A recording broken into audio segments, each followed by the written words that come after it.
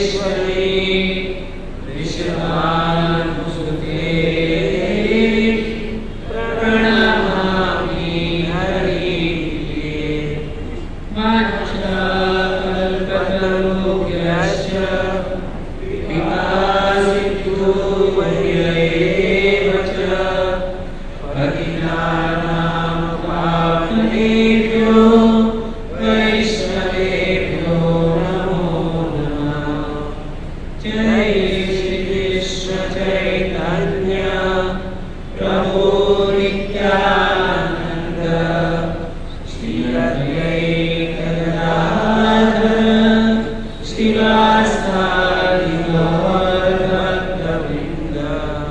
हरे कृष्णा कृष्णा कृष्णा हरे हरे हरे राम राम राम हरे हरे।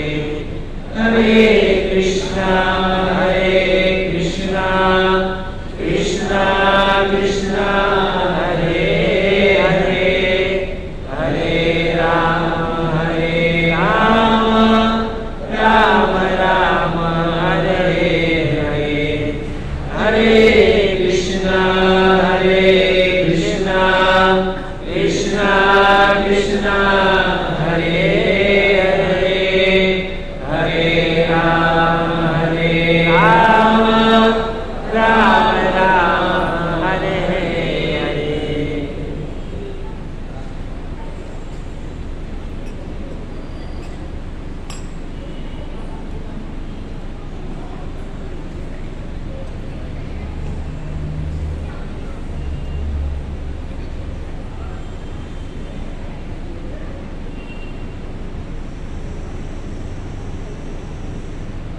हरे कृष्ण। यहाँ पर उपस्थित आप सभी भक्तजनों का अंतर्राष्ट्रीय कृष्ण महामंडल संघ की ओर से हार्दिक स्वागत करते हैं। तो सर्वप्रथम हमारे आचार्य ऋषि भक्तिवेदांत स्वामी श्रील प्रभुपाद महाराज, हमारे गुरु महाराज, शिक्षा गुरु, दीक्षा गुरु और समस्त वैष्णव आप सभी भक्तों की कृपा से मैं यहाँ पर कुछ बोलने का प्रयास करूँगा। कृपा करके आप सभी भक्त लोग हमारे ऊपर आशीष वचन बनाए रखें, ऐसी प्रार्थना करते हैं। बहुत ही सुंदर बात है भगवान, ऐसा कहा गया है। एक समय की बात है, एक सौदागर होता है। अभी वो जो सौदागर होता है ना, उसकी मृत्यु नजदीक आई थी। कुछ ही समय में वो मरने वाला था। तो उस समय वो मरते मरते होता है ना कि समझो मतलब हमारे पिता है या दादा है, जब भी उसकी मृत्यु नजदीक होती है तो उसके पास में जो भी कीमती वस्तु होती है वो अपने पुत्र को दे करके जाता है। तो ये सौदागर को पता चला कि बस अभी में कुछ ही दिनों में मेरी मृत्यु नजदीक है। तो उसके पास में दो चीजें अमूल्य वस्तु थी। उसने अपने लड़के को बुलाया और अपने पुत्र को बुला करके कहा कि मेरा अभी मरने का समय नजदीक है, तो मैं तुम्हें कुछ देना चाहता हूँ। पुत्र ने कहा ठीक है बताइए। तो वो सौदागर जो था ना, उसने अपने लड़के को बहुत ही कीमती हीरा निकाला। 2 डायमंड थे उसके पास और अपने पुत्र को कहा कि ये मैं 2 डायमंड जो है ना, हीरे जो है ना, मैं आपको दे रहा हूं। लेकिन इसमें से ये जो 2 डायमंड है, हीरा जो है ना, उसमें से एक हीरा जो है ना असली है और दूसरा जो हीरा जो है ना वो 5 का है। तो आपको मैं प्रदान करता हूँ। उसको लड़के को बता दिया। अभी ये जो सौदागर जो था ना, ये 2 हीरा उसको दे करके चल बसा कुछ ही दिनों। अभी हुआ कि ये जो सौदागर का जो लड़का जो था ना वो इंटेलिजेंट, बुद्धिमान था। तो उसने क्या सोचा कि मैं कुछ आइडिया लगा। तो उसने क्या किया कि ये सौदागर का जो लड़का जो था ना वो उसके पास में 2 डायमंड थे, एक तो कांच का था और एक असली रियल डायमंड। अभी वो क्या किया, उसने वहाँ पे जितने भी उस राज्य के अंदर और जितने भी राजा महाराजा लोग जो थे ना, उसके राज्य में जाकर उस राज्य के राजा को पकड़ता था और उस राजा को चैलेंज करता था कि मेरे पास में जो है ना 2 हीरा, अभी उसमें से एक हीरा जो है ना वह कांच का है और एक हीरा जो है ना रियल डायमंड। यदि और राजा को जा करके उसको चैलेंज करता था कि यदि तुम्हारे राज्यसभा में कोई इसका जोड़ेगी हो या पारखी हो जो बता दे कि इसमें से ये हीरा जो है ना रियल डायमंड है और ये जो है ना वो कांच का हीरा है। यदि आप में से किसी ने इसको बता दिया तो वो रियल हीरा जो है ना वो आपका हो जाएगा। लेकिन दूसरी शर्त यह है कि यदि आप लोगों में से यदि कोई बता नहीं पाया तो ये हीरा जो रियल डायमंड जो है ना उसकी जितनी कीमत होगी उतनी कीमत आपको चुकानी होगी। ये बड़ा ही चैलेंज था। तो सब राजा के पास में जाता है और लेकिन वो जितने भी राजाओं के पास में गया ना कोई भी राजा असली हीरा कौन सा है ना वो जज नहीं करता, बता नहीं पाया कि कौन सा हीरा है। और एक राजा होने के खातिर अभी उसने जो चैलेंज दिया था यदि वो चैलेंज एक्सेप्ट न करे राजा तो राजा का इज्जत का सवाल होता था कि एक सामान्य व्यक्ति आया और उसकी चैलेंज को एक्सेप्ट नहीं करता है तो अपना राजा अपने बेईमानी से बचने के लिए उसकी ये जो चैलेंज होते हैं ना उसको एक्सेप्ट करते थे। लेकिन कोई भी राजा सही हीरा कौन सा है रियल डायमंड कौन सा है वो बता नहीं पाता था।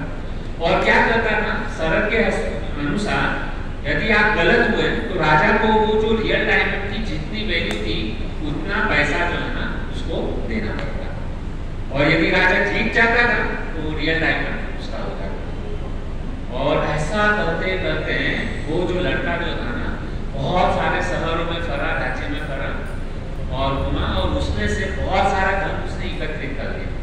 उसने अपना दिमाग लगाया। ऐसा घूमते घूमते एक बार ऐसा हुआ कि वह रास्ते से जा रहा था तो एक छोटा सा राजा अभी वो राजा जो था ना एक वृक्ष के नीचे बैठ करके उसका ना कोई महल था ना कोई झोपड़ी कुछ नहीं, वो क्या करता था एक वृक्ष के नीचे ही बैठ करके वह अपना राज्य कारोबार चलाता।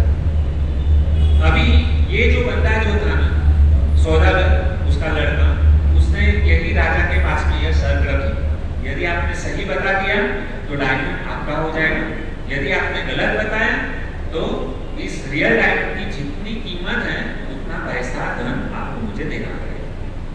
अभी राजा सोचने लगा मैं तो गरीब आदमी, मैं तो छोटा सा राजा, लेकिन फिर भी इसने चैलेंज किया, अपनी नाक क्यों कटवाई, इज्जत का सवाल तो बेचारा मतलब उसने चैलेंज एक्सेप्ट कर लिया। लेकिन उतने में हुआ क्या कि उस राज्य वो जो राजा जो था ना उसकी सभा में एक बुजुर्ग व्यक्ति आया और वो जो बुजुर्ग व्यक्ति जो था ना उसकी आंखें नहीं थी, अंधा व्यक्ति था। अभी वो बुजुर्ग व्यक्ति जो अंधा जो था ना उसने राजा को कहा क्या मैं इस चैलेंज को एक्सेप्ट कर सकता हूँ? उसने कहा अच्छी बात है, तो मैं मौका देता हूँ। तो उसने कहा कि मैं प्रयास करता हूँ कि इसमें से सही डायमंड कौन सा है, रियल डायमंड कौन सा है और कांच का टुकड़ा कौन सा है। दिखने में दोनों एक तरीके से चमकदार थे, उसमें फर्क नहीं था। अभी ये जो बुजुर्ग व्यक्ति जो था ना और जिस समय ये घटना घटी ना उस समय दोपहर का समय था, दोपहर को समझो ना 12-1 बजे हो तो दोपहर का समय था। अभी हुआ क्या कि ये जो अंधा व्यक्ति है ना उसने क्या किया दोनों डायमंड को अपने हाथ में रखा और आंख बंद करके बैठ गया और केवल 2-5 मिनट में ही उसने बता दिया कि इसमें से असली हीरा कौन सा है और कांच का हीरा कौन सा है। अभी तुरंत ही उसने वो जो बुजुर्ग व्यक्ति जो था ना उसने सौदागर को कहा कि ये तुम्हारा असली डायमंड है और ये जो हीरा जो है ना वो कांच का है। यहाँ पे सब लोग दंग हो गए और वो जो सौदागर जो था ना वो भी आश्चर्यचकित हो गया कि उसने उसको पूछा कि मैंने इतने सारे बड़े बड़े राजा महाराजाओं के पास में ये डायमंड लेकर के गया लेकिन आज तक कोई भी राजा महाराजा ये हीरे की मतलब असली हीरा और कांच का हीरा कोई उसमें भेद नहीं कर पाए, तुमको कैसे पता चला? तो उस समय वो जो बुजुर्ग व्यक्ति जो था ना हमारे कहते हैं कि जितने भी जो बूढ़े व्यक्ति होते हैं ना वो भले पढ़े लिखे नहीं होते लेकिन वो क्या बहुत बुद्धिमान होता है। मैं आपके गुजराती में एक भणेलो નથી પણ આ વ્યક્તિ ભણેલો છે तो पहले के जमाने के लोग जो थे ना वो बहुत बुद्धिशाली हुआ करते थे। और ऐसे देखा भी जाता है कि जब शादी किसी की होती है ना तो उसमें जो है आजकल तो मतलब सब यंगस्टर वगैरह आगे रहते हैं, लेकिन पहले के ज़माने में जो बुजुर्ग व्यक्ति होते थे ना उसको आगे किया जाता था, क्योंकि उसको सब रीति रिवाज वगैरह सब पता होता है। इसके लिए संबंध जो है ना पति पत्नी में लंबे समय तक कभी डिवोर्स नाम का शब्द ही नहीं था।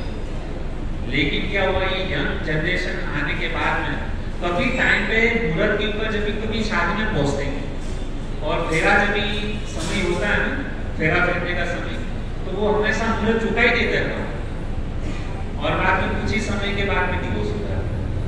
तो इसके लिए जब भी शादी होती है ना तो ये जो बुजुर्ग व्यक्ति जो है ना उसको वहाँ पे रखना बहुत जरूरी है, क्योंकि वो जल्दी सब कार्यक्रम जो है ना फटाफट करवाते हैं, एक भी मुहूर्त जो है ना चुकने नहीं देते। लेकिन वो लोग अगर आके कुछ हमको बोले तो हमको अच्छा नहीं लगता है, क्योंकि हम तो हमारी मस्ती में फोटो कैमरा ये वो सबको दिखाना करना ये सब चालू रहता है, पिक्चर का गाना सॉन्ग ये उसमें मुहूर्त निकल जाता है। हम कितना भी पैसे वाले हो, कितना भी धन संपत्ति हमारे पास में क्यों ना हो, लेकिन मुहूर्त चूक गया, घड़ी निकल गई, बाद में आप कुछ करोगे तो अशुभ समय के ऊपर यदि आपने कुछ भी अच्छा कार्य किया तो उसका परिणाम खराब होगा। तो मेरा कहने का तात्पर्य यह है कि ये जो बुजुर्ग व्यक्ति जो है ना उसने डायमंड जो था ना हीरे की कीमत उसने बता दिया कि ये असली हीरा है और ये कांच है। तो प्रश्न पूछा गया कि आपको कैसे पता चला, तो उसने कहा देखो बुजुर्ग लोग इतने बुद्धिमान होते हैं, इसके लिए यदि शिक्षा लेनी हो ना तो आजकल उनको हमारे माता पिता दादा दादी उसके पास में बैठ करके उसके पास में कुछ शिक्षा लेनी चाहिए जो हमारे जीवन के लिए बहुत ही महत्वपूर्ण है। लेकिन हमारा प्रॉब्लम यह है कि उनको दादा दादी बाद में मम्मी पापा उसके साथ में बैठने का समय ही नहीं निकलता और अच्छा भी नहीं लगता। अरे आप भी पुरानी बात करते हो, छोड़ो इसको, हमको इंटरेस्ट नहीं, बहुत ज्ञान मिलेगा उससे, बैठना चाहिए कभी समय मिलेगा। तो ये जो बुजुर्ग व्यक्ति ने कहा देखो भले उसके पास आंख नहीं थी लेकिन पहचाना, कैसे पहचाना, तो वो बुजुर्ग व्यक्ति जो है ना वो कहता है जो ये जब धूप थी बराबर, तो जो हीरा गर्मी के कारण तब जाए गर्म लगने लगे तो समझना चाहिए कि वो जो है ना कांच का हीरा है। और कितनी भी धूप हो लेकिन जो असली डायमंड जो होता है ना वह कभी गर्म नहीं, वो हमेशा क्या होता है ठंडा होता है। समझना है। तो इससे हमको तो आदमी जो है ना इससे हमको यह शिक्षा मिलती है कि कभी कभी कुछ लोग क्या होता है पता है कि थोड़ा सा भी कुछ बात में मतलब क्या होता है झगड़ा हो जाए तो आदमी का क्या होता है कि बात बात पर कुछ आदमी लोग जो है ना घर जाते हैं, कभी कभी गुस्सा कर देते हैं, झगड़ा करने लगते हैं। तो वो ऐसे आदमी जो है ना वो कैसे है, वो कांच के हीरे के समान है। समझ में आता है, जो बात बात में गर्म हो जाए, गुस्सा करने लगे, आपस में झगड़ा करने लगे, वो असली डायमंड नहीं है, वो क्या है कांच के टुकड़े जैसे, कांच के हीरे। और जो असली हीरा जो होता है ना वो कैसा होता है, असली डायमंड जो होता है ना वो शांत स्वभाव का होता है।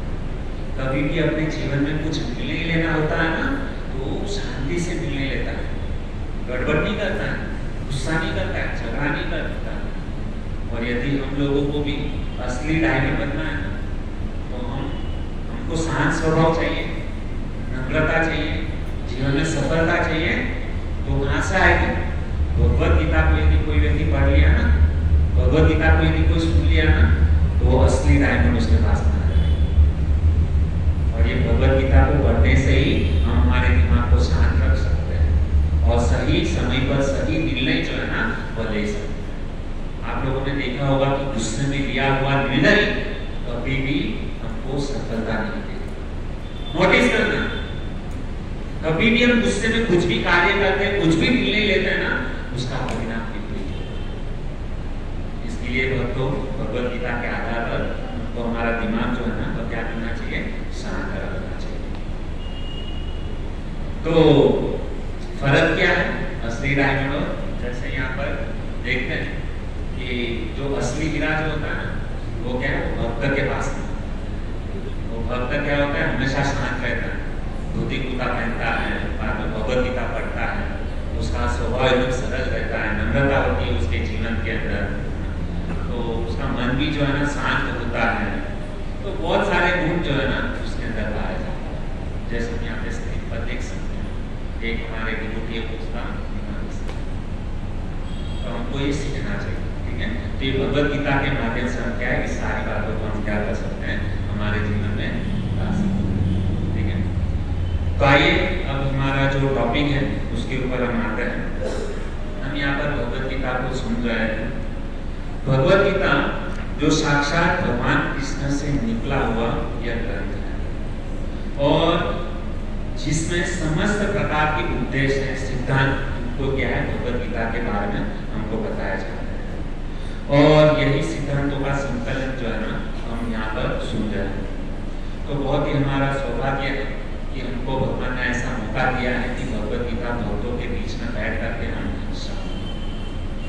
तो हम लोग ने अभी तक गत सत्र में हम लोगों ने बहुत ही सुंदर किया, श्रवण किया कि सबसे पहले हमारा जो ये भगवान का टॉपिक चल रहा है कि भगवान कौन है। सबसे पहले भगवान का अस्तित्व है कि, तो कई प्रमाणों के द्वारा हमने यहाँ पर साबित किया कि भगवान का अस्तित्व है। उसके बाद में हमने यह साबित किया कि भगवान साकार है या निराकार। तो उसमें भी बहुत सारे प्रमाण देकर के यह साबित हुआ कि भगवान जो है ना साकार स्वरूप में भी है और भगवान जो है निराकार स्वरूप में भी है। उसके बाद में और आगे बढ़े तो हम लोगों ने देखा कि भगवान कितने, तो कई शास्त्र के द्वारा हम लोगों ने उपनिषदों के द्वारा यह साबित किया कि भगवान एक है, और भगवान है कृष्ण। भगवान क्या है, कृष्ण है वो, और एक वो एवं अद्वितीय, केवल एक ही है, दूसरा कोई नहीं है। भगवान क्या है, एक। तो इन सारी बातों के ऊपर हम लोगों ने क्या किया है, प्रमाण के द्वारा हम लोगों ने इसको साबित किया। अभी मैं आशा करता हूँ कि यहाँ पर जितने भी लोग हैं ना, जितने समय से हम क्या कर रहे हैं, इस भगवत गीता को हम श्रवण कर रहे हैं, और सभी लोगों ने इन प्रवचनों को ध्यान से सुना, और अभी इसके ऊपर आप लोगों ने निर्णय भी लिया होगा कि वास्तविक में हम यहाँ पे जो भी कुछ बता रहे हैं कुछ प्रमाण के आधार पर बता रहे हैं, शास्त्रों का प्रमाण, ऐसे नहीं कि हम कुछ मंतड़ आपके साथ। तो आप लोगों ने निर्णय भी लिया कि भगवान कौन है। अभी कभी कभी कुछ लोग होते हैं और आप लोगों ने जो निर्णय लिया उसके ऊपर आपको भरोसा भी होगा कि मैंने जो निर्णय लिया है वह सही है, क्योंकि इतना मतलब आज के आईने की तरह एकदम साफ है कि भगवान। लेकिन कभी कभी क्या होता है दोस्तों कि कुछ लोग जो है ना मूर्ख लोग होते हैं। हमारे समाज में जो है ना, हमारे देश में मूर्खों की कमी नहीं है, जानते हैं, समझते हैं, सब कुछ ज्ञान है, लेकिन फिर भी कहने की बात, जब जीवन में उतारने की बात आती है ना, मानते नहीं है। अरे हाँ, ये तो कोई इसको मारा से ना कि चुरा है, ऐसा नहीं। यदि हम नहीं समझेंगे, तुलसीदास बहुत ही सुंदर मतलब ये कहते हैं चौपाई के अंदर, मूर्ख हृदय न चेत जो गुरु मिलहि विरंची सा। जो मूर्ख लोग होते हैं ना, उसको यदि ब्रह्मा जी भी साक्षात आ जाए ना समझाने के लिए, तो उसको नहीं समझा पाए। ये तो मतलब कैसे हुआ पता है बच्चों, कि जैसे सूखे हुए पेड़ की जो टहनी होती है ना, डाली होती है ना, उसके ऊपर यदि अमृत की वर्षा भी हो जाए ना, तो उस पर कभी फूल नहीं लगेगा।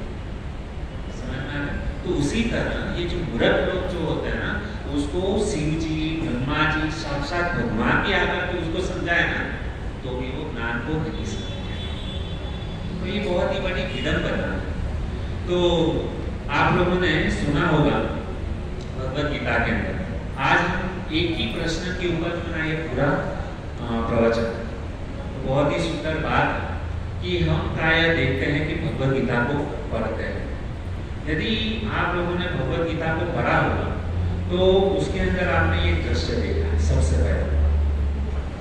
तो हम यहाँ पर स्क्रीन में देख सकते हैं कि हम लोगों ने प्रायः यही सुना है, यही पढ़ा है कि भगवान श्री कृष्ण ने अर्जुन को भगवत गीता का ज्ञान दिया।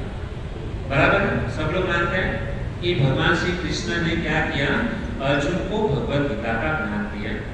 बराबर, तो पहले ही दिन मतलब क्या है, ये आता है। लेकिन ये जो है ना भगवत गीता का ज्ञान जो है ना, दो व्यक्ति ने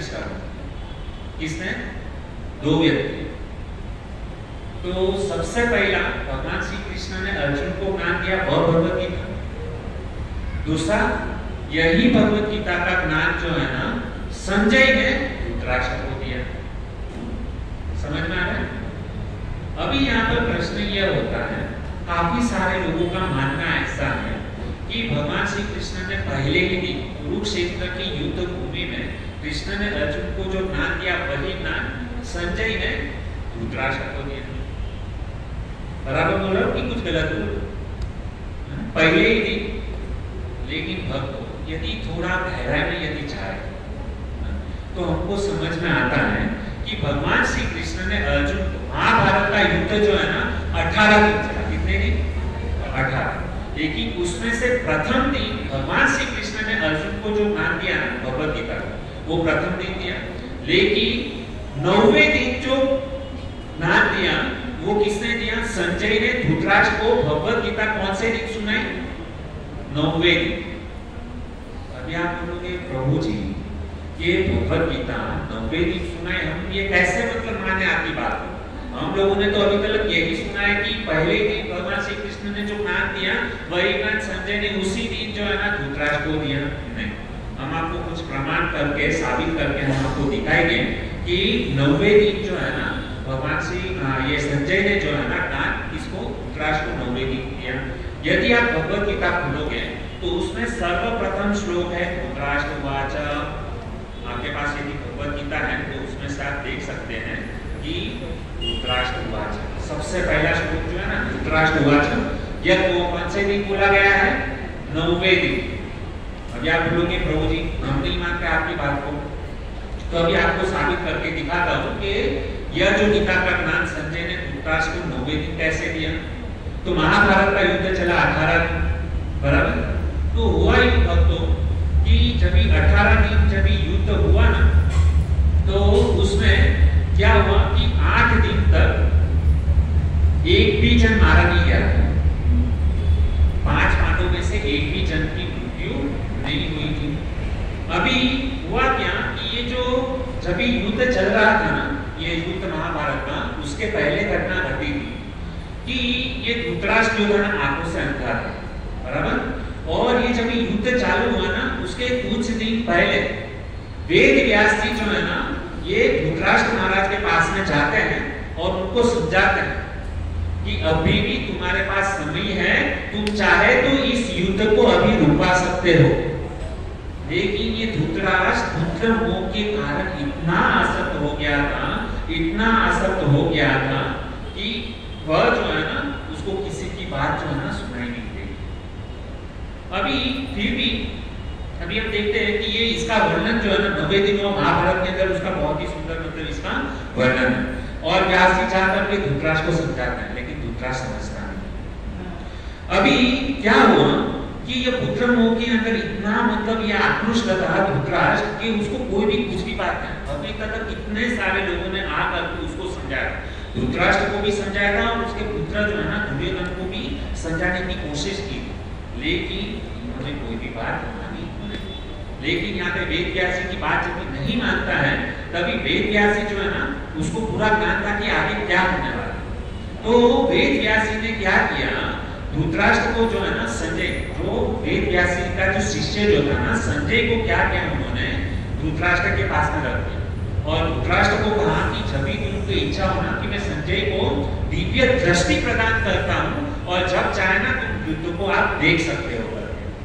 लेकिन धृतराष्ट्र को इतना ओवर कॉन्फिडेंस था और उसको तो पता था कि ये जो कौरव जो है ना उसके सेना में कौन कौन थे। तो कहते हैं कि पितामह भीष्म जिसको इच्छा मृत्यु का वर्णन था, गुरु द्रोणाचार्य जो कभी जब तक उसके पास में शस्त्र है ना वो इसको परास्त नहीं कर सकता, कृपाचार्य, बाद में वीर कर्ण, कर्ण के पास जब तक कवच और कुंडल जब तक उसके पास में है ना उसको कोई मार नहीं सकता। तो ऐसे मतलब क्या थे बड़े बड़े लोग जो है ना सेना के अंदर। और ये जो था ना तो भागवत में बहुत ही सुंदर सुखदेव गोस्वामी परीक्षित महाराज को बताते हैं, दुरत्येयं सैन्यं सागरं, दुर्योधन की सेना जो थी ना विशाल समुद्र के समान और उसके सामने 5 पांडवों की सेना एकदम वो गाय का खुर जो रहता है ना उसके समान छोटी सी। और कहते पितामहान में अमरे समरन जयेत देवे व्रतम आदि रथेश्य दिविंगले। उस सेना में एक से बढ़कर एक वीर थे। पितामह भीष्म को इच्छा मृत्यु का वरदान और धृतराष्ट्र को विश्वास था कि मेरे बेटे जो है ना वो युद्ध में जो है ना जीतने ही वाले हैं। वन साइड मैच है, जैसे इंडिया और कीनिया की मैच होती है तो सबको पता है कि इंडिया जीतने वाले है। उसमें क्या देखा, हमको इतना इंटरेस्ट नहीं लगता वो मैच में, इंडिया कीनिया का मैच होता है। लेकिन जब भी इंडिया और पाकिस्तान का जब मैच होता है ना तो सब लोग इंटरेस्ट के साथ में देखते। तो धृतराष्ट्र ने ये सोचा, अरे मैं ये देख करके क्यों अपना टाइम वेस्ट करूं, मुझे 100% खात्री है कि युद्ध हमारे पुत्र ही जीतने वाले, क्योंकि पितामह ऐसे वीर थे कि देवताओं को भी परास्त करके वो पितामह जो है ना इतनी शक्ति थी देवताओं को परास्त करने की। तो वन साइड मैच है, क्या देखना, उन्होंने मतलब ध्यान नहीं दिया। लेकिन भक्तों हुआ क्या कि उस महाभारत के दिन क्या हुआ कि 8 दिन बीत गए, लेकिन 8 दिन में और भीष्म पितामह ऐसे व्यक्ति के ताकतवर थे, एक ही दिन में जो है ना सारी कौरवों और पांडवों की सेना को समाप्त कर सकते थे, इतनी शक्ति पितामह भीष्म के पास में। लेकिन रिजल्ट क्या हुआ, 8 दिन बीत गए लेकिन एक भी जन मारा नहीं गया। बाद में हुआ क्या कि 8 दिन तक कोई भी मतलब पांडवों का एक भी मतलब 5 पांडवों में से एक भी जन नहीं मारा गया, तो दुर्योधन को बहुत गुस्सा आता है। और दुर्योधन जो है ना उसको गुस्सा बहुत आता है, और गुस्सा होने के बाद में वह 8वें दिन रात को दुर्योधन की शिविर में जाता है रात के समय। और शिविर दुर्योधन जब ये इसकी शिविर में जाता है ना तो क्या होता है पता है कि ये जो भीष्म पितामह और ये दुर्योधन का जो है संवाद होता है। और दुर्योधन जो है ना भीष्म पितामह को बहुत मतलब ये क्रोधित होकर बोलता है कि तुम जो है ना युद्ध तो हमारे पक्ष में कर रहे हो, लेकिन तुम पांडवों का पक्ष ले रहे हो और तुमने मेरा नमक खाया, तुम हमारे साथ में नमक खिलाड़ी कर रहे हो। इतना क्रोध में आकर के दुर्योधन ने पितामह भीष्म को न कहने वाली बात जो है ना दुर्योधन ने पितामह को बताया। और उस समय ये जो पितामह जो थे ना वो सत्यवादी थे और पितामह को जो है बहुत गुस्सा आ गया। दुर्योधन इस प्रकार से जब बोला ना तो पितामह का खून जो है ना वो उगलने लगा। और उसी समय पितामह भीष्म ने वहां पे प्रतिज्ञा की, मैं भीष्म प्रतिज्ञा करता हूं कि कल जो है ना 5 पांडवों में से एक पांडव उसको नाश कर दो, उसको वध कर दो। भीष्म पितामह ने क्या किया, प्रतिज्ञा। और इतना सुनकर दुर्योधन तो पूरी चाहिए था और वो मतलब भीष्म पितामह को उसके रहना चाहता था। और दुर्योधन ने कहा कि बस अब मेरा काम हो गया, कल जो है ना 5 पांडवों में से एक पांडव नहीं है, उसके लिए तो उतना ही काफी था। और दुर्योधन जो है ना वहां से चला गया। अभी होता क्या है कि ये जो भीष्म पितामह है उन्होंने जो प्रतिज्ञा की, बराबर, तो आप लोगों को पता होगा कि भीष्म पितामह का एक नाम जो है ना, भीष्म पितामह को बाद में नाम दिया, उसके पहले उनका एक नाम था देवव्रत। उनका नाम क्या था, देवव्रत। अभी ये जो देवव्रत जो थे ना उनके पिता का नाम था शांतनु। आप लोगों ने महाभारत यदि देखा होगा तो उसके अंदर मतलब बता था। तो ये जो शांतनु जो थे ना वो देवव्रत के पिता थे। अभी हुआ क्या कि गंगा मैया तो चली गई थी। अभी ये जो देवव्रत के जो पिता जो थे ना शांतनु, वो एक समय शिकार करने के लिए जाते हैं। तो होता क्या है कि वहां पे एक सुंदर सी कन्या जो है ना नदी पार करने के लिए, जिसका नाम होता है मत्स्यवती, और बाद में उसका नाम सत्यवती हुआ। तो ये जो शांतनु जो थे ना वो सत्यवती के प्रति आकृष्ट हो गए और बहुत ही मतलब उसके प्रति मतलब उनको इच्छा हो गई कि मैं उसके साथ ही विवाह करूं। तो सत्यवती ये शांतनु जो है ना वो उनके माता पिता के पास में जाते हैं और पहले के राजा जो थे ना बहुत सारे विवाह कर सकते थे। तो ये शांतनु जो थे ना वो उनके माता पिता के पास में गए और उनको कहा कि मुझे आपकी कन्या के साथ में, आपकी लड़की के साथ में विवाह करना। तो उनके माता पिता ने बहुत ही बड़ी शर्त रखी क्या शर्त रखी कि यदि आप मेरी पुत्री के साथ में विवाह करना चाहते हो तो उसके गर्भ से जो भी पुत्र होगा ना वह हस्तिनापुर का राजा होगा। यदि आपको ये शर्त मंजूर है तो हम हमारी लड़के का विवाह आपके साथ में कर सकते। अभी ये बेचारे शांतनु महाराज कुछ नहीं बोले, चुपचाप मुंह लटकाए पर आ गए। और ये शांतनु जो थे ना वो काफी दिनों से परेशान कर रहे थे।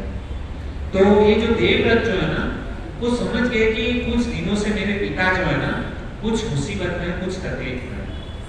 पिता ने पुत्र को बताया नहीं कि मेरा ये प्रॉब्लम है, लेकिन किधर ना किधर से भीष्म पितामह जो है ना वो अपने पिता का दुख समझ गए। उसके बाद में अपने पिता को बिना पूछे और भीष्म ये जो देवव्रत जो थे ना सीधा कहां पर गए, सत्यवती के माता पिता के पास में गए और उनको सीधा बोल दिया कि मुझे आपकी लड़की का विवाह जो है ना मेरे पिता से करना चाहता हूं। हम समाज में देखते हैं कि पिता जो होता है ना वो पुत्र के लिए लड़की देखने के लिए जाता है, लेकिन ये इतिहास ऐसा हुआ कि पुत्र जो है ना अपने पिता के लिए लड़की देखने के लिए जाता है। ये घटना हमारे महाभारत में घटा।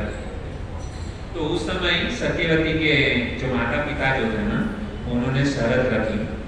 क्या शर्त रखी कि मुझे मतलब मंजूर है, लेकिन हमारी ये शर्त है कि हमारी दो शर्त। तो सबसे उन्होंने कहा कि मुझे मंजूर है, बताओ। तो देवव्रत को कहा कि हम चाहते हैं कि ये सत्यवती जो है ना उसके गर्भ से जो भी बच्चा जन्म ले वो हस्तिनापुर का राजा बने। ये देवव्रत ने कहा कि ठीक है मुझे मंजूर है। दूसरी शर्त उसने बोला ऐसा नहीं, कल उठ के तुमने यदि शादी कर ली, कौन बोल रहा है, ये सत्यवती के माता पिता जो है ना वो देवव्रत को कहते हैं कि यदि कल उठ करके तुमने विवाह कर लिया और तुमसे जो बच्चे हुए पुत्र हुए उसने यदि दिमाग किया कि मुझे राज सिंहासन के ऊपर बैठना है तो ये तो गड़बड़ वाली चीज है, इसके लिए हम आपको मेरी लड़की जो है ना वो नहीं दे सकते। तो उस समय ये जो देवव्रत जो था ना उन्होंने वहां पर भीषण प्रतिज्ञा की और उन्होंने मतलब 2 हाथ ऊपर करके यह जो देवव्रत है ना उसने कहा कि मैं देवव्रत भीषण प्रतिज्ञा करता हूं कि मैं आजीवन ब्रह्मचारी हूं और मैं कभी भी विवाह नहीं करूंगा। और इतनी भीषण प्रतिज्ञा करने के बाद में वह देवव्रत का नाम क्या हुआ, भीष्म पिता। और ये जब इस समय उसने जब ये भीषण प्रतिज्ञा की उसके बाद में सत्यवती के माता पिता राजी हो गए कि सत्यवती को ये भीष्म पितामह के जो पिता जो थे ना शांतनु उसके साथ में विवाह करवाने के लिए। अभी भक्तों कि ये जो शांतनु जो थे ना अभी भीष्म पितामह ने क्या किया, पुत्र ने अपने पिता को मन मतलब खुश कर लिया, उनकी बात को मन को खुश कर दिया। अभी ये जो शांतनु जो थे ना उसने अपने पुत्र की इस कार्य को देख करके सेवा को देख करके शांतनु ने भीष्म पितामह से कहा कि मैं तुम्हारे ऊपर बहुत ही प्रसन्न हूं और मैं तुम्हें वरदान देता हूं कि जब तक तुम्हारी इच्छा नहीं होगी तब तक मृत्यु तुम्हें स्पर्श नहीं करता। ये किसने वरदान दिया, शांतनु ने अपने पुत्र को वरदान दिया। तो मेरा कहने का भाव यह है भक्तों कि जो पिता का आशीर्वाद जो है ना हमेशा पुत्र को लेने का प्रयास करना चाहिए और हमेशा एक पुत्र का कर्तव्य है कि अपने पिता की सेवा करे। और यदि पुत्र ने पिता की सही तरीके से सेवा कर दी ना, आप देखिए महाभारत का प्रसंग है। अभी ये जो शांतनु जो थे ना वो ऐसा यदि देखा जाए ना तो गुड बुक्स के अंदर नहीं आते उनका नाम। शांतनु वो गुड बुक्स के अंदर नहीं है, उनका नाम ऐसे देखा जाए तो बैड बुक माना जाता है, क्योंकि एक पुत्र अपने पिता का विवाह कर रहा है, ये अच्छी बात नहीं है। लेकिन ऐसा पिता कामी व्यक्ति है शांतनु, है ना, तो ऐसा पिता भी यदि पुत्र को आशीर्वाद दे, कौन सा आशीर्वाद दिया, इच्छा मृत्यु का। आप सोचो कि पिता के आशीर्वाद की कितनी ताकत है। और हम क्या करते हैं, हम पिता का आशीर्वाद तो दूर रखते, पिता की अच्छी तरीके से सेवा भी नहीं कर सकते हैं, अच्छी तरीके से पिता को यदि बुला भी लेना तो आज के पुत्र के लिए बहुत बड़ी बात है। हमें अपने आप को जांचना चाहिए कि हम हमारे पिता के साथ में कैसा व्यवहार करते हैं। लेकिन महाभारत का यह प्रसंग हमको सिखाता है कि यदि पिता की सेवा कर दी ना, उससे जो आशीर्वाद मिलेगा ना, उससे हमेशा आप जो है ना जीवन के अंदर आपको सफलता मिलेगी। इसके लिए हमारा कर्तव्य है हमारे पिता की सेवा करें, उनसे आशीर्वाद, और हमारा जीवन जो है ना वो सुख में बीतेगा। हमको यदि भक्ति भी चाहिए ना, तो भक्ति भी हमको हमारे पिता के पास से मिलेगी। लेकिन आजकल हम थोड़ा सा भी भजन करते, 2-5 माला करते हैं, हम क्या करते हैं समाज के अंदर, अरे हमारे पिता जो है ना वो हिरण्यकशिप है, हिरण्यकशिप, तू कौन सा प्रहलाद का पुत्र है। ऐसा नहीं होना चाहिए। हम कभी भी पिता से बढ़कर नहीं, तो हमेशा हमको मतलब देखना चाहिए कि पिता की सेवा करें। तो इस प्रकार से भीष्म पितामह ने भीषण प्रतिज्ञा की, उनको इच्छा मुक्ति का वरदान मिला। और ये महाभारत का आपको प्रसंग पता है। अभी क्या हुआ कि जैसे ही मतलब ये पता चला कि भीष्म पितामह ने क्या किया, दुर्योधन जो था ना, दुर्योधन को तो यही चाहिए था कि भीष्म पितामह ने वहां पे प्रतिज्ञा की शिविर के अंदर कि कल 5 पांडव में से 1 पांडव नहीं रहेगा।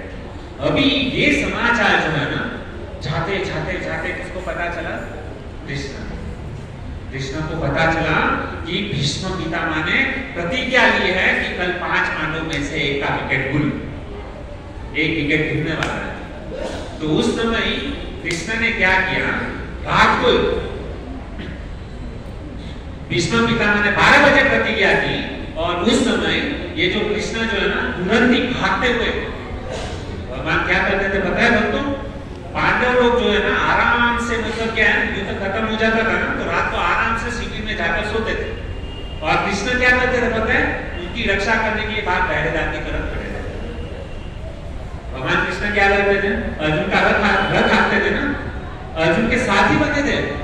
और भगवान कृष्ण क्या करते थे कि अर्जुन का ये जो साथी बने थे, तो उनका जो रथ के ऊपर जो घोड़े जो रहते थे ना, उनको चारा डालते थे, उनको पानी पिलाते थे, उनको कहां पर मतलब जख्म लगाए तो उसके ऊपर दवाई मलहम पट्टी करते थे। यह कृष्ण जो है ना रात भर ये सेवा करते थे। और हुआ क्या कि जैसे कृष्ण को पता चला कि भीष्म ने प्रतिज्ञा ली है कल पांडवों में से 1 गया, हरिबोल होने वाला है, तुरंत ही कृष्ण पांडवों की शिविर में गए और इसको उठाए, युधिष्ठिर, भीम, नकुल, अर्जुन, सहदेव, उठो उठो उठो। ये युधिष्ठिर, भीम, नकुल, सहदेव जो है ना 2 बजे रात को ऐसे आंख को मचाते हुए आंख खोले, अरे क्यों इतनी रात को हमको परेशान करते हो, सोने नहीं देते हैं, क्या हुआ इतनी रात को चिल्ला रहे हो करके। तो उस समय कृष्ण कहते हैं कि तुम्हारे ऊपर बहुत बड़ा संकट है, वहां पे भीष्म ने तुम्हारे बाप ने प्रतिज्ञा ली है कि कल तुम्हारे में से 5 में से 1 का विकेट गुल, और तुम यहाँ पर सो रहे हो करके। अभी उस समय युधिष्ठिर का है, ये देखो एक ना एक दिन तो सबको मरना है ना। और हमने क्या किया, हमने पूरा जो है ना आपकी शरण ग्रहण कर ली है, तो हमको कुछ टेंशन नहीं है। और प्रकृति का नियम है, आज मरे कल मरे, हमको सोने दो, है ना, आप जानो और आपका काम करो, क्योंकि हमने तो पूरा जो है ना आपको समर्पित कर दिया। तो इतना कर करके ये जो युधिष्ठिर महाराज है ना वो वापस हो जाते हैं, कृष्ण टेंशन में आने लगते हैं, ये सारे ये लोग धन्यवाद है, इसमें कुछ टेंशन नहीं है। और बोल रहा है कि हमने तो आपको सब कुछ समर्पित किया, आप जानो आपका काम जानो। और ये बहुत ही सुंदर कहते हैं, अब सौंप दिया इस जीवन का सब भार तुम्हारे चरणों में। तो बहुत ही मतलब सुंदर भक्त लोग गाते हैं कि अब सौंप दिया इस जीवन का सब भार तुम्हारे चरणों में। यदि हमने सारा अपने जीवन का सारा टेंशन, सारी चिंता, सारी मुसीबत यदि कृष्ण के शरण में डाल दी है ना, कृष्ण के समर्पण चरणों में यदि डाल दिया है, तो कोई भी आपका एक बाल भी जो ना। तो इस प्रकार से युधिष्ठिर महाराज को पूरा भरोसा था कि कृष्ण तुम जानो और ये हमको सोने दो। लेकिन सोते सोते युधिष्ठिर महाराज जो है ना कृष्ण की बहुत ही सुंदर बात कही। क्या कही बात, क्योंकि कृष्ण तो झूठ बोलते थे, और बहुत ही सुंदर युधिष्ठिर महाराज ने कृष्ण को सोते सोते एक बात बताई कि कृष्ण देखो अभी तो हमने पूरा जीवन आपको समर्पित कर दिया, बराबर, लेकिन एक बात कान खोलकर सुन लो, हमने आपका भजन किया, हमने आपका आश्रय लिया है। कल उठ के हमारे 5 में से यदि किसी की भी मृत्यु होगी ना, तो आने वाला जो कल जो है ना, वह कभी लोग जो है ना भविष्य में कभी आपकी भक्ति नहीं करेंगे, आपकी पूजा नहीं करेंगे, क्योंकि लोग सोचेंगे अरे कृष्ण का भजन करने वाले को मरना पड़ता है, भगवान बचाते नहीं है, तो कल उठ के कोई भी आपकी भक्ति नहीं करेगा, आपका नाम बदनाम होगा। अगर आपको अपनी इज्जत प्यारी है, अगर आपको आपका नाम प्यारा है ना, तो आपको हमारी रक्षा करनी पड़ेगी। वो आप चाहते इतना कहते किसी को मस्त सो। अभी हुआ क्या, कृष्ण को टेंशन आने लगा कि यदि कल भीष्म पितामह कोई साधारण व्यक्ति नहीं थे, देवताओं से भी मतलब वो कभी परास्त नहीं होते, ऐसे भीष्म पितामह ने प्रतिज्ञा ली। तो भगवान सोचे क्या करूं, अपना सर खुजलाने लगे। बाद में कृष्ण ने क्या किया, पांडव की जो पत्नी जो थी ना द्रौपदी, उसके शिविर में गए और द्रौपदी को कहने लगे उठो उठो जल्दी। द्रौपदी भी कहने लगी क्या इतनी रात को भैया तुम परेशान करते हो। उसने कहा जल्दी उठो, मैं जैसा बोलता हूँ ऐसा करो। उसने कहा ठीक है।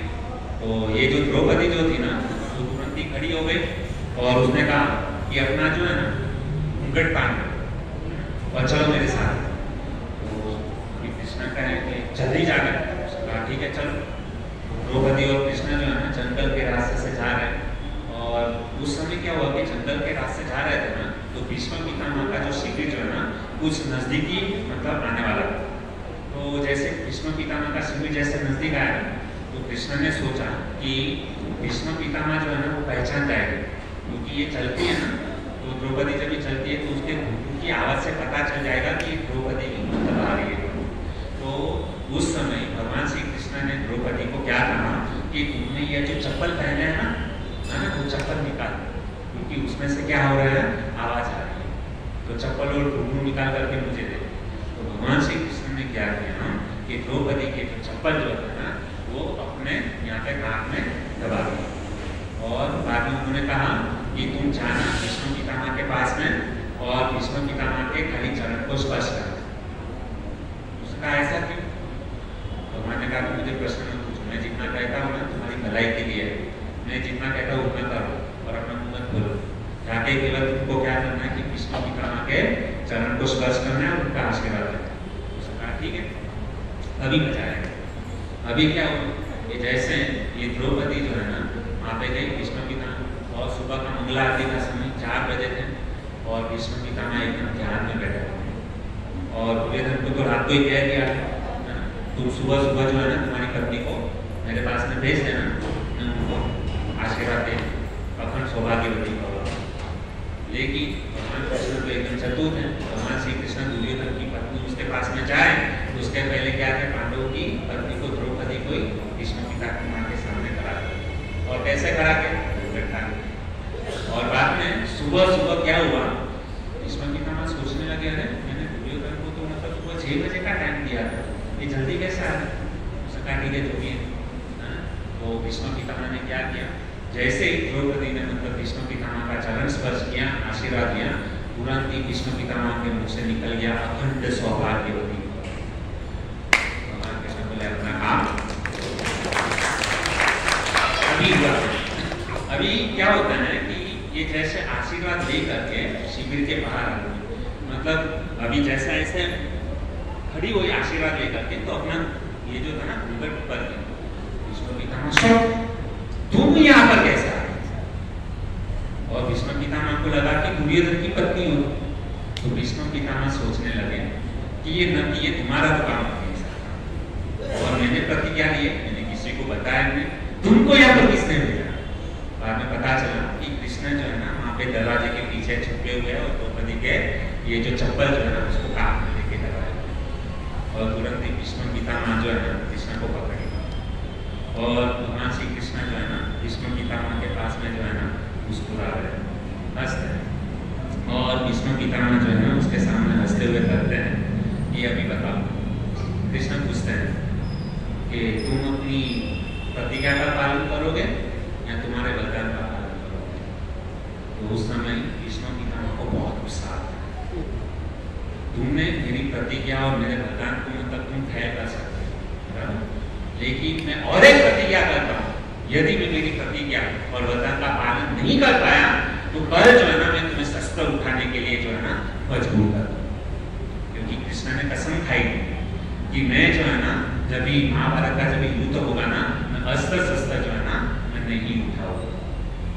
उस समय जो है ना कृष्ण ने प्रतिज्ञा ली और कृष्ण पितामह ने यहाँ पर और एक प्रतिज्ञा ले ली, कल यदि तुमको मैं अस्त्र शस्त्र उठाने के लिए मजबूर नहीं किया तो मेरा नाम भीष्म। और इस प्रकार से मतलब क्या किया, भीष्म ने और एक प्रतिज्ञा के ऊपर भीष्म पितामह बोलते क्या मैं देखता हूँ कल क्या करते हो। प्रतिज्ञा तो ली थी कि पांडवों को मारना है, लेकिन यहाँ पे अभी पांडवों को कैसे मार सकते हैं, क्योंकि ये द्रौपदी को अखंड सौभाग्यवती का वचन नहीं दिया, मजबूर हो गए, क्या करे तो क्या करे। लेकिन फिर भी भगवान ये भीष्म पितामह छोड़ने नहीं वाले थे। भगवान से भी उनके भक्त जो है ना वो बहुत ज्यादा पावरफुल होते हैं।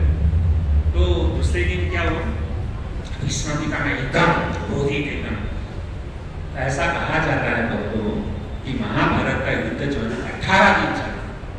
18 दिन की युद्ध में अर्जुन को एक भी दिन जो है ना पसीना नहीं चला। लेकिन जब ये 9वां दिन जो था ना, 18 दिन में से 9वां दिन जब भी उसका सामना भीष्म पितामह के सामने हुआ ना, तो 9वें दिन जो है ना अर्जुन के पसीने छूट गए थे। भीष्म पितामह के साथ में युद्ध करते थे और उस समय इतना घमासान युद्ध हुआ पितामह भीष्म और अर्जुन का। अर्जुन जो है ना मतलब जैसे ही मतलब वो बाण छोड़े ना, उसके पहले कम से कम 5-10 बाण भीष्म पितामह छोड़ते थे। और ये कृष्ण को पता चला कि भीष्म पितामह अभी एकदम क्रोधित में है और तुरंत ही मतलब भगवान को पता चला कि अभी ये जो है ना अर्जुन तो गया काम से। और जैसे पता चला कि अभी भीष्म पितामह अर्जुन का वध कर देंगे, क्योंकि वो अर्जुन मतलब जैसे वो धनुष की ये क्या बोलते हैं उसको, हाँ वो बांधने जाए उसके पहले खत्म हो जाता, बांध ही नहीं पाता था, उसके पहले भीष्म पितामह बांध चला देते थे। अब एक समय ऐसा हुआ अर्जुन थक गया, पसीने लथपथ हो गया और भगवान को पता चला कि अभी भीष्म पितामह इसका 100% उसको क्या करेंगे, वध कर देंगे। भगवान कृष्ण से रहा नहीं गया और धड़ाम करके वो क्या किए, अपने रथ में से नीचे कूदे और बाजू में जो रथ का जो पहिया था ना वो निकाला और भगवान जो है ना भीष्म पितामह को मारने के लिए एकदम क्या किए, टूट पड़े। कैसे टूट पड़े, जैसे एक सिंह जो होता है ना वो हाथी के ऊपर कैसे आक्रमण करता है ना, उस प्रकार से क्या है भीष्म पितामह जो है ना, अरे कृष्ण जो है ना भीष्म पितामह के पास। और उस समय ये दृश्य का जब भीष्म पितामह जब दर्शन करते हैं ना, तो भीष्म पितामह कहते कि मैं इसी दृश्य का मतलब क्या इंतजार मुझे, मैं आपका ये सुंदर जो स्वरूप जो है ना उसका दर्शन करने के लिए नहीं आता। इतिमति रूपकल्पिता विकृष्णं भगवती सात्वत पुंगवे विभूति स्वसुखमुपगते कचिद्विहतुं भगवती सात्वत पुंगवे। बहुत ही सुंदर ये जो भीष्म पितामह जो है ना, भगवान कृष्ण को ये जब ऐसा रूप देखा ना, भगवान कृष्ण जो है ना पसीने से लथपथ है, उनके बाल जो है ना एकदम बिखराए हुए हैं और इतना मतलब श्याम वर्ण सुंदर का रूप है। लेकिन वो जो घोड़े की जो मतलब जो जब घोड़ा जब मिट्टी में चलता है ना, तो उसकी मिट्टी से भगवान का पूरा जो श्याम वर्ण रूप जो है ना पूरा मिट्टी से ये हो गया और उस मिट्टी में भी पूरा चेहरा मिट्टी से ही लबोलब है और उसमें से भी जो भगवान कृष्ण के मतलब पसीने की बूंदे जब तब जब गिरते हैं ना, तो इतना सुंदर भगवान श्री कृष्ण का मुखमंडल है ना, इसी दृश्य को देखने के लिए कृष्ण पितामह तरसते हैं। और आज मतलब ये साबित हो गया कि भगवान ने क्या किया, अपने भक्त की रक्षा करने के लिए भगवान अपनी प्रतिज्ञा तोड़। ऐसा कोई हो सकता है? भगवान ने क्या किया कि भाई मेरी प्रतिज्ञा भले टूट जाए लेकिन मैं मेरे भक्त का विनाश नहीं होने दूंगा। अर्जुन की रक्षा करने के लिए भगवान ने क्या किया, अपनी प्रतिज्ञा को तोड़ दिया। यहाँ पे एक प्रश्न ये होता है आपको कि कोई लोग मतलब उंगली उठा करके ये कह सकते हैं कि हम लोग भागवतम के अंदर देखते हैं कि भगवान श्री कृष्ण को जो है सत्यम सत्यम परम धीमहि, भगवान को सत्य सत्य सत्य एक बार नहीं 3 बार सत्य सत्य कहा गया है। कि भगवान कृष्ण सत्य है, सत्य है, सत्य है। यहाँ पर भगवान श्री कृष्ण तो क्या उल्टा काम कर रहे हैं। भगवान का एक नाम सत्य है और यहाँ पर क्या किया, भगवान ने अपनी प्रतिज्ञा को तोड़ दिया। भगवान ने मतलब कहा था कि मैं अस्त्र शस्त्र नहीं उठाऊंगा, तो अपनी प्रतिज्ञा को तोड़ दी। तो आचार्य ने बहुत ही सुंदर कहते हैं कि अपने भक्तों के खातिर यदि अपनी प्रतिज्ञा तोड़नी पड़े ना तो भगवान को तोड़ देते हैं, लेकिन अपने भक्त का एक बाल भी जो है पापा, ये भगवान श्री कृष्ण का कहना है। इसके लिए भक्तों कहा गया है कि यदि किसी की शरण ग्रहण करनी है ना, इसके लिए सब शास्त्र कहते हैं कि कृष्ण की शरण ग्रहण करना। कृष्ण ही एक अकेले हैं जो हम सबकी जो है ना रक्षा कर सकते हैं, बाकी किसी के अंदर ताकत नहीं है कि हमारी रक्षा कर सकते। इसके लिए हम यहाँ पर बोलते हैं कि कृष्ण की शरण ग्रहण करो।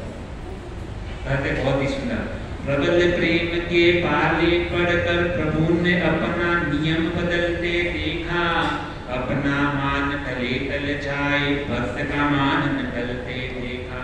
क्या कहते हैं कि प्रबल प्रेम के पाले पढ़कर, प्रेम के वश में आकर के प्रभु क्या करते हैं, अपनी प्रतिज्ञा, अपना नियम कानून सब तोड़ देते हैं, लेकिन भक्त का जो है ना मान कभी तोड़ देते, भक्त का अपमान जो है ना कभी सहन नहीं करते। ऐसे क्या है हमारे भगवान जो है ना कृष्ण है।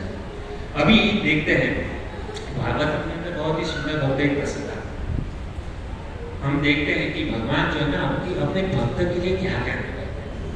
आप लोगों ने भागवतम के अंदर ये कथा सुनी होगी, माता अदिति। तो अदिति के पुत्र हुए देवता।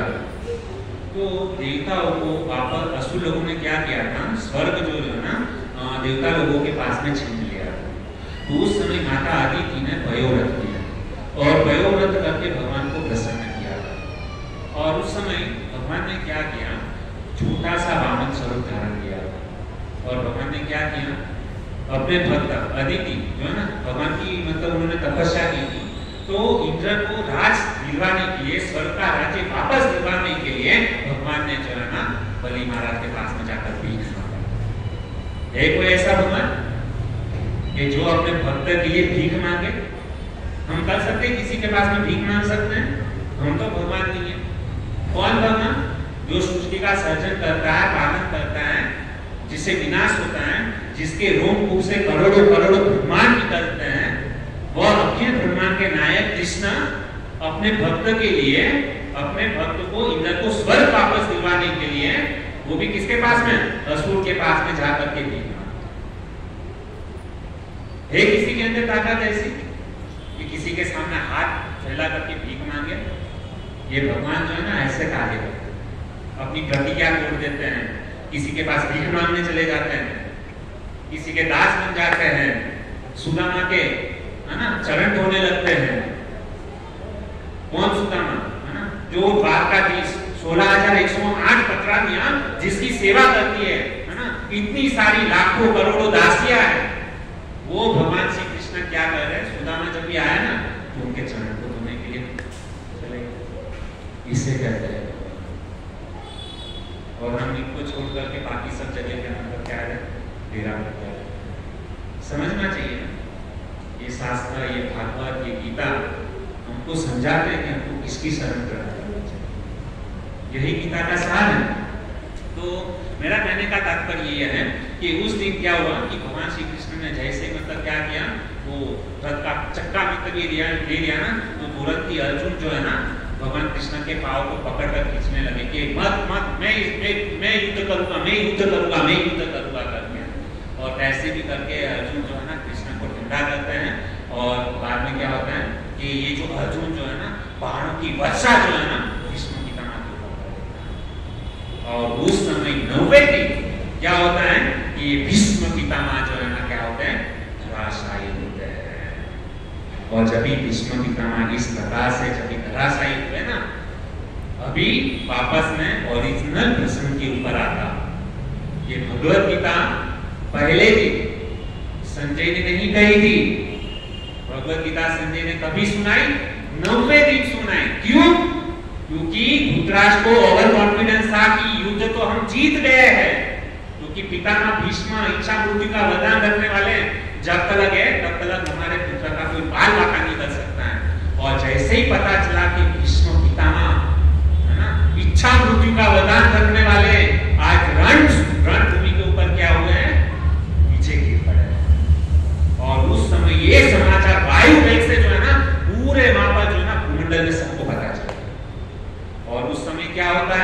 ये धीरे धीरे करके ये बात जो है ना धृतराष्ट्र के कानों पे गिरी।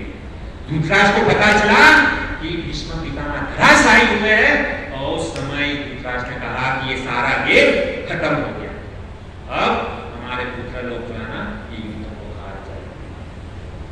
और उस समय धृतराष्ट्र जो है ना संजय को बुलाता है, जैसे कहते हैं ना कि 6 गोल में 36 रन चाहिए, 6 गोल में 6 6 मारनी है, कोई भी कर सकता है। लेकिन यहाँ पे क्या हो गया, 6 गोल में 6 6 चली गई और तभी जाकर के मैच देखने चले, तुरंत टीवी ऑन करेंगे ना टेलीविजन, अभी क्या हो रहा है करते।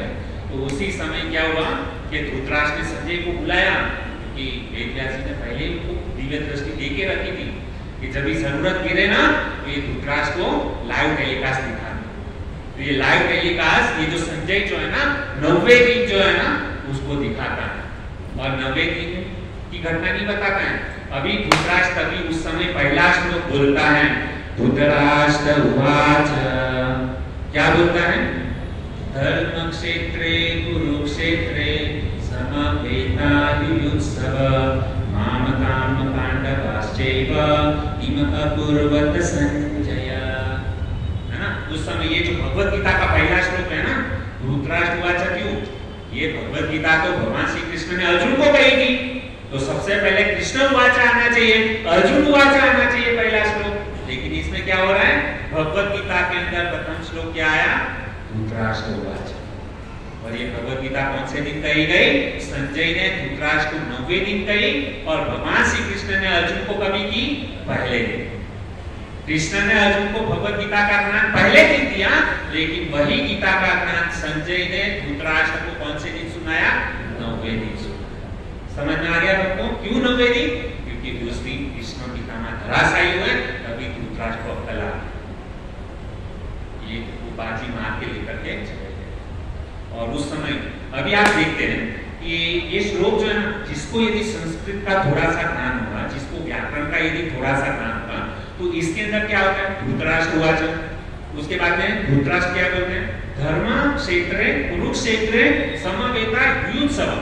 उसके बाद वाला लाइन जो है ना, माम का पांडवाश्चैव की अपूर्वत शब्द है। ये अपूर्वत शब्द जो है ना वो भूतकाल को क्या करता है, निर्देश करता है। अपूर्वत यानी भूतकाल की क्रिया को प्रकट करता है। भूतकाल यानी ये जो घटना जो है ना भूतकाल में हो गई है। यदि खाली पूर्वज शब्द आया होता था ना तो वर्तमान को प्रेजेंट करता था कि ये घटना अभी घटी है। इसके लिए साबित होता है कि ये जो भगवत गीता जो है ना संजय ने धृतराष्ट्र को 90 दिन सुनाई। पिक्चर क्लियर हो गया, कोई भी पूछे तो हमको ये नॉलेज ज्ञान होना चाहिए। ये संजय ने धृतराष्ट्र को 90 दिन भगवत गीता का ज्ञान दिया था। कौन से शब्द पे से पता चलता है, अपूर्वज। अपूर्वज शब्द पे से हम समझ सकते हैं कि ये जो है ना अभी की घटना नहीं है, पास्ट टाइम की घटना है, भूतकाल की घटना है। यदि प्रेजेंट रहता, वर्तमान होता तो खाली पूर्वज शब्द लगता। तो इस प्रकार से विकास करता है। धर्म क्षेत्र के अंदर, धर्म क्षेत्र कुरुक्षेत्र, ये युद्ध कहाँ पर हुआ था, कुरुक्षेत्र की युद्ध भूमि है ना। और इसको नाम क्या दिया गया था, धर्म क्षेत्र दिया गया। क्यों धर्म क्षेत्र दिया गया, ये कुरुक्षेत्र को धर्म क्षेत्र क्यों कहा गया है, तो कुरुक्षेत्र को धर्म क्षेत्र इसके लिए कहा गया है कि साक्षात भगवान कृष्ण जो है ना उस क्षेत्र के अंदर कुरुक्षेत्र युद्ध भूमि में वहां पर उपस्थित थे, इसके लिए उसको क्या कहा गया है, धर्म क्षेत्र। और वहां पे धर्म क्षेत्र कुरुक्षेत्र उस भूमि में जिसकी मृत्यु होने वाली है वह सीधा भगवान के धाम में जाएगा, क्योंकि भगवान जहां पर जो व्यक्ति भगवान का दर्शन करते करते मरता है ना तो निश्चित स्वर्ग जाएगा। इसके लिए इसको क्या कहा गया है, धर्म क्षेत्र कहा गया है। बहुत सारे राजा महाराजाओं ने उसमें क्या किया था, भाग लिया। धर्म क्षेत्र कुरुक्षेत्र समवेता युत्सव। वहां पे धृतराष्ट्र प्रश्न पूछता है कि वहां पर कुरुक्षेत्र धर्म क्षेत्र की भूमि में ना सारे एकत्रित हुए। माम का देखो यहाँ पे भी अभी जो है ना उसका मतलब देखो कितना पुत्र प्रति मोह जो है ना वो यहाँ पर प्रकट होता है। माम का यानी मेरे तथा पांडु, माम का पांडवस्य, हालांकि दोनों भाई थे, ये धृतराष्ट्र और पांडव दोनों भाई थे, लेकिन अंदर से ईर्ष्या कितनी है, पुत्र मोह कितना है, ये जो कौरव जो है ना वो मेरे है और ये पांडव जो है ना वो पांडु के है। और जब भी परिवार के अंदर एक भाई के, दो भाई के जब भी पुत्र लोग होते हैं, ऐसा मतभेद होता है ना, तो वहां पर केवल महाभारत है। समझ में आ रहा है? मतभेद नहीं करना चाहिए। भले वो मतलब चाचा का लड़का है उससे भी इतना ही प्रेम करो, भाई का लड़का है उससे भी उतना ही प्रेम करो जितना आप अपने बच्चे से करो। यहाँ पे धृतराष्ट्र की नीति समझ में आती है कि माम का मेरे तथा माम का पांडवास्य, मेरे तथा पांडु के पुत्रों ने क्या किया, क्वेश्चन। समझ में आया? ये पहला श्लोक जो है ना धृतराष्ट्र को आज। तो इस प्रकार से ये धृतराष्ट्र ने उनको प्रश्न पूछा। अभी यहाँ पर ये होता है कि संजय जो है ना पूरा सारा वृत्तांत बताता है कि जब युद्ध प्रारंभ हुआ उसके पहले कौरव पांडवों की सेना थी और अर्जुन ने कहा कि मेरा रथ जो है ना दोनों सेनाओं के बीच में लेकर के चलो। और उस समय अर्जुन भगवान को प्रश्न पूछता है और बताता क्या है, ज्ञान, सारा ज्ञान जो है ना संजय क्या कहता है, भगवान श्री कृष्ण अर्जुन को देते हैं और वही ज्ञान जो है ना संजय जो है ना धृतराष्ट्र को बताते हैं। महाभारत के वक्ता जो है ना वो हुए वैशंपायन और उसके श्रोता हुए जन्मेजय और उसको लिपिबद्ध करने वाली यदि कोई है ना तो वो है वेद व्यास। समझ में आ रहा है? ये जो महाभारत का, ये जो भगवत गीता जो मैं कहाँ से आई है, तो भगवत गीता महाभारत के भीष्म, बहुत सारे पर्व हैं, तो महाभारत के भीष्म पर्व के अंदर जो है ना यह भगवत गीता का जो है ना उसके अंदर निरूपण किया गया। भगवत गीता का ज्ञान महाभारत के भीष्म पर्व के अंतर्गत आता है। और ये महाभारत की वक्ता कौन है, तो कहते कि महाभारत के वक्ता है वैशंपायन। वैशंपायन ऋषि जो है ना वो महाभारत के क्या है वक्ता है और उसको सुनने वाले कौन है, जन्मेजय। और इसका लिपिबद्ध किसने किया, वेद व्यास ने इसका क्या किया, लिपिबद्ध किया।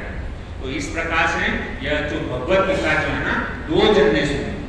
कितने लोगों ने सुनी, दो जन ने। किसने किसने, एक तो अर्जुन ने भगवत गीता सुनी और दूसरा किसने सुना था, धृतराष्ट्र। लेकिन दोनों के बीच में फर्क क्या है, वो भी सुनते हैं ना भगवत गीता, तीसरे हम है। एक अर्जुन ने सुनी, दूसरी धृतराष्ट्र ने सुनी, तीसरे कौन है, हम है जो हम यहाँ पर सुन रहे हैं। लेकिन फर्क देखो कितना है। अर्जुन ने जब भी भगवत गीता भगवान श्री कृष्ण ने जब भी कुरुक्षेत्र की युद्ध भूमि में सुनाई, उसके पहले अर्जुन क्या कहा था, मैं युद्ध नहीं करूंगा। आप लोगों को सबको ये पता है, महाभारत में जब भी भगवत गीता का ज्ञान दिया उसके पहले अर्जुन बोलता है मैं युद्ध नहीं करूंगा, ये सब मेरे मामा है, चाचा है, पिता है, गुरु है, इसका मैं वध नहीं कर सकता। धनुष गांधी धनुष नीचे रखते तो।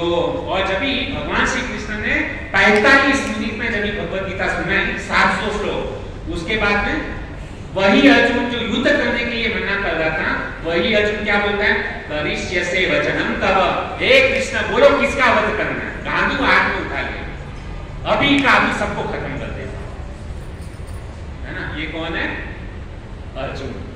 लेकिन वही भगवत गीता जब धृतराष्ट्र ने सुनी, संजय बोलता है 90वें दिन भी संजय बोलता है किसको, धृतराष्ट्र को, अभी भी समय तुम्हारे पास में है, तुम चाहे तो युद्ध अभी भी रुकवा सकते हो, तुम्हारे पुत्रों को तुम बचा सकते हो मरने से। लेकिन वही धृतराष्ट्र सारी गीता को सुनने के बाद में भी धृतराष्ट्र पुत्र में इतना आ सकता, मैं मेरे बेटे को बचा नहीं सकता, मैं मेरे पुत्र को नाम नहीं दे सकता, मेरा पुत्र मेरी बात मानेगा, यही पुत्र में आ सकता। ये क्या हो गया, पूरी भगवत गीता सुनी लेकिन रिजल्ट क्या है, 0। धृतराष्ट्र ने पूरी भगवत गीता सुनी और संजय जो है ना बता नहीं रहा है, क्या बता रहा है धृतराष्ट्र को कि मेरा मंतव्य यह है, यत्र योगेश्वर कृष्ण यत्र पार्थ धनुधर तत्र श्री विजयो भूति ध्रुवा नीति मति मम। संजय बोलता है कि ये मेरा मत है कि जहां पर यत्र योगेश्वर कृष्ण, जहां पर भी कृष्ण है, योगेश्वर है, यत्र पार्थ धनुधर, जहां पर यत्र योगेश्वर जहां पर है, जहां पर धनुधारी अर्जुन है, तत्र श्री विजय, वहां पर क्या है, हमेशा क्या है, विजय है। भूति ध्रुवा नीति मम, यह मेरा मत है। कौन बोल रहा है, संजय। संजय समझ गया, लेकिन निराश नहीं होना। अभी आप लोगों को देखना है कि आप लोग ने भगवत गीता को सुनकर के आपको क्या है, तीसरे श्रोता हम हैं, हमने भी भगवत गीता सुनी, लेकिन हमारा मंतव्य क्या है? भगवान बोलते सर्वधर्मान् परित्यज्य माम् एकं शरणं व्रज अहं त्वां सर्व पापेभ्यो मोक्षयिष्यामि मा शुचम्। भगवान कहते सभी धर्मों को परित्याग करके मुझ कृष्ण की शरण में आओ। लेकिन हम क्या कर रहे हैं? सारी भगवत गीता सुनी, प्रभु जी आपको जितना गला फाड़ के बोलना है बोलो, हम तो हमारे दिल में आएगा, हमारे पिता, हमारे जो दादा जो कहेंगे ना, वो झूठी रूढ़ी परंपरा वही उसके हिसाब से चलेंगे। हम कभी सुधरने वाले नहीं हैं। मन के अंदर एक जड़ता के साथ में बैठे हुए हैं, समझना चाहिए भगवान कृष्ण जो है ना क्या बताना चाहते हैं। मैं ऐसा नहीं करता, कभी कभी हम आते हैं, है ना, प्रवचन सुनते हैं, प्रसाद खाते हैं, घर पे जाके सो जाते हैं। कभी कुछ याद रहता है, कभी कुछ याद नहीं भी रहता है, कोई बात नहीं। भगवान कृष्ण जो है बोलते हैं आप भले कुछ भी आपको याद नहीं, आप टेंशन मत। कोई देखे, हम सोचते हैं केवल आप यहाँ पे आके बैठे भी ना, कोई आपको देखे या ना देखे, लेकिन ये जो गिरधारी है ना, वो आपको देखो आँख खुली करके, ऐसा भी नहीं एक सेकंड के लिए आँख बंद। भगवान को जब भी देखते हमारी तो आँखें बंद हो जाती है, लेकिन भगवान जो है ना हमेशा आँखें खुली रहती है। गिरधारी की आँखें तो छोटी है, लेकिन हमारे जो जगन्नाथ जी है ना, उसकी इतनी इतनी बड़ी बड़ी आँखें हैं ना, हजारों लाखों लोग उसके दर्शन के लिए आते हैं, लेकिन एक भी जीव ऐसा नहीं होगा कि जगन्नाथ जी ने उसको देखा। हमारे जगन्नाथ जी ने भले आप चाहे प्रवचन सुनो, वापस अगले बुधवार को कुछ भी याद न रहे, लेकिन भगवान आपको देखते हैं। आपने यहाँ पे अटेंडेंस लगा दिया,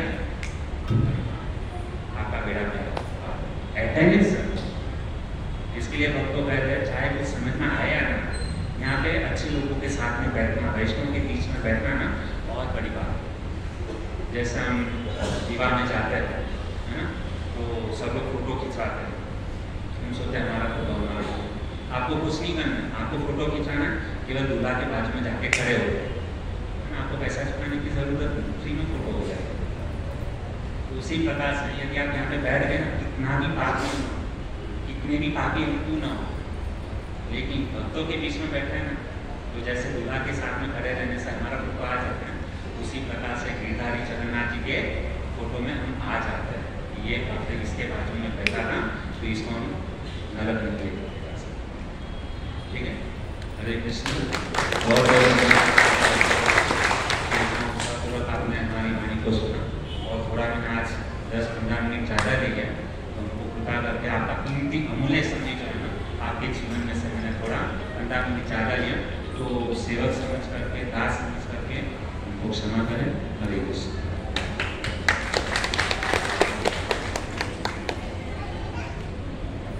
हरे कृष्णा कृष्णा कृष्णा हरे हरे, हरे राम राम राम हरे हरे। तो बहुत ही सुंदर प्रकार से प्रभु जी ने बताया कि हम भगवान को किस तरीके से समझ पाते हैं, समझ सकते हैं, और भगवान कृष्ण हमारी भक्तों की किस तरीके से सहायता करते हैं, है ना। तो प्रभु जी ने बहुत सुंदर बताया कि भगवान ने पांचों पांडव की किस तरीके से सहायता की। हालांकि भीष्म पितामह सबका वध कर सकते थे, है ना, लेकिन फिर भी कृष्ण ने उनकी रक्षा की। किस प्रकार से रक्षा की प्रभु जी ने बहुत विस्तार से बताया। तो आइए प्रभु जी का एक बार हरे कृष्ण महामंत्र से अभिवादन करते हैं। हरे कृष्णा कृष्णा कृष्णा हरे हरे, हरे राम राम राम हरे हरे। और प्रभु जी ने बहुत सुंदर बताया कि भगवान कृष्ण अपने भक्तों की रक्षा के लिए भीख भी मांगते हैं, है ना। कौन सा उदाहरण दिया था, कोई बता सकता है? आपको याद है? वामन अवतार, आपको नहीं पूछा था? ठीक है, वामन अवतार लेके भिक्षा मांग रहे थे, है ना, अपने भक्तों के लिए। तो हमारे पास भी बहुत सुंदर अवसर है, तो हमारा भी कर्तव्य है कि भगवान भिक्षा मांग सकते हैं, तो हमारा भी कर्तव्य है कि भगवान के लिए हम भिक्षा मांगे। तो बहुत सुंदर अवसर आ रहा है, जगन्नाथ रथ यात्रा साल में एक बार आता है, भव्य रथ यात्रा होती है मीरा रोड में। तो हम सबका कर्तव्य है कि भगवान के लिए हम भिक्षा मांगे। तो बहुत सुंदर हमारे भक्तों ने गए रविवार को भिक्षा मांगी, 14,500 रुपए की भिक्षा मांगी। तो बहुत सुंदर प्रकार से हमको 1 लाख रुपए जमा करना है, केवल 1 लाख रुपए। तो हम हर संडे ही जाते हैं। तो हम सब, आप सबका कर्तव्य है कि क्या करना चाहिए, केवल संडे को, एक दिन संडे को शाम को 4 या 5 बजे से लेकर 8 बजे तक खाली क्या करना है, भगवान श्री कृष्ण के लिए, जगन्नाथ जी के लिए क्या करना है, भिक्षा मांगनी है ना। तो आप लोग सब लोग तैयार हैं, आएंगे? कौन कौन आएंगे, हाथ ऊपर करो, फोटो ले लो इन लोगों का, वीडियो ले लो सबका, नहीं तो फिर आएंगे नहीं। तो क्या है, देखिए हंसी मजाक की बात नहीं है। देखिए प्रभु जी ने भी बताया ना कि भगवान के लिए, भगवान हमारे लिए इतना कुछ करते हैं, तो क्या हम भगवान के लिए इतना नहीं कर सकते थोड़ा? प्रभु जी ने भी बताया ना कि भगवान के भक्तों के बाजू में खाली आके बैठ जाएंगे ना, तो भी हम क्या है, नरक लोक की जाने से बच जाएंगे और भगवान के धाम में भगवान हमको लेके जाएंगे। इतने कृपालु है भगवान, इतने दयालु है ना। तो हम सबको क्या करना है, भगवान श्री जगन्नाथ जी के लिए डोनेशन कलेक्ट करना है, कैसे भी करके, कुछ भी करके कलेक्ट करो, ठीक है? हरे कृष्णा। और एक विशेष अनाउंसमेंट इस प्रकार से है कि जो हमारे प्रभु जी है, दिव्यानंद प्रभु जी, उनकी बड़ी सास उनका देहांत हो गया है। उनका नाम था हरकू भाई। तो उनके लिए हम प्रार्थना करेंगे कि उनकी आत्मा के लिए उनकी भगवान की सद्गति प्रदान करे, उनको आने वाला जन्म मनुष्य मिले और भक्त के घर में मिले। तो ऐसी शुभकामना करके भगवान से प्रार्थना करते हैं कि आइए हरे कृष्ण महामंत्र से उनके लिए प्रार्थना करते हैं। हरे कृष्णा कृष्णा कृष्णा हरे हरे, हरे राम राम राम हरे। और एक वंदना माता जी है, उनके भी पिताजी की तबीयत अच्छी नहीं है, तो हर प्रोग्राम में यहाँ अपने परिवार के साथ में आते हैं, लेकिन आज आ नहीं पाए। तो आइए उनके पिताजी के स्वास्थ्य अच्छा हो जाए, उनके लिए भी भगवान से प्रार्थना करते हैं। हरे कृष्णा कृष्णा कृष्णा हरे हरे, हरे राम राम राम हरे हरे। आप सोचते होंगे कि क्या हमारी प्रार्थना भगवान सुनेंगे? अवश्य सुनते हैं। जैसे कि अभी प्रभु जी ने बताया ना कि भीष्म पितामह ने क्या किया, भीष्म प्रतिज्ञा की, लेकिन भगवान ने क्या किया, फिर भी उनकी प्रतिज्ञा तोड़ने के ऊपर अपनी प्रतिज्ञा तोड़ दी, क्योंकि उन्होंने भी प्रतिज्ञा की थी ना कि मैं अस्त्र शस्त्र नहीं उठाऊंगा, लेकिन अपनी प्रतिज्ञा तोड़कर भी भक्तों का मान रखते हैं। अब अपना मान टले कर जाए पर भक्त का मान न टलते देखा, भक्त का मान कभी टलते देखा नहीं है। तो ये भगवान श्री कृष्ण इतने दयालु है। तो अवश्य सुनते हैं, इसलिए क्या करना चाहिए, प्रार्थना हमें अवश्य करनी चाहिए। प्रार्थना में बहुत शक्ति है, भले कुछ करे ना कर सके, लेकिन प्रार्थना हमें अवश्य करनी चाहिए दूसरों के लिए, है ना। अपने लिए भी करनी चाहिए, दूसरों के लिए भी करनी चाहिए। तो आप सब इसी प्रकार आते रहे।